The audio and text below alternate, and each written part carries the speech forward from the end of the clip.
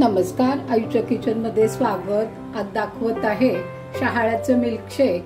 साहित्य सांगते, शहाळ्याचं पाणी आणि ही मलई यातली शहाळ्यातली, त्याची पूर्ण बाय मागून सालं काढून घेतलेली आहेत। आणि एक पातळ मलईवालं पण मी शहाळं घेतलं होतं, त्याच्यात ही पातळ आली होती, ती पण वापरणार आहे। आणि साखर, हे एवढंच साहित्य लागणार आहे आपल्याला शहाळ्याचं मिल्कशेक करता।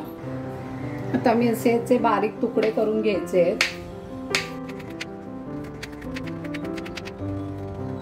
हे सगळे मी आता तुकडे करून घेते बारीक। त्या मिक्सरच्या भांड्यात हे तुकडे बारीक केलेले आहेत ते घालतेय। साखर ऐच्छिक आहे, मी 2 चमचे साखर घातली आहे। आणि आता हे शहाळ्याचं पाणी आहे ते घालायचंय। आणि आता हे मिक्सरला फिरवून घ्यायचंय आपल्याला। ते मी फिरवून घेते। आता मिक्सर मधून फिरवून झालेलं आहे, बघूया आपण। वाव, क्रीमी क्रीमी झालेलं आहे, एकदम छान।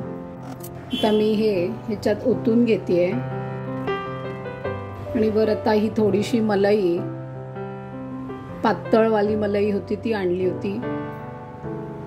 आणि हे थोडेसे मगाशी जे बारीक कापलेले ते चंक्स घालतेय। मिल्कशेक म्हटलं की ड्रायफ्रुट्स असतात, पण ह्याच्यात मी ड्रायफ्रुट्स घालणार नाहीये। हे नारळाचेच तुकडे घालतेय भरपूर, म्हणजे ते आपण पिताना खूप छान लागेल। मध्ये मध्ये असं आपण चमच्यानी घेऊन ते चावू पण शकतो।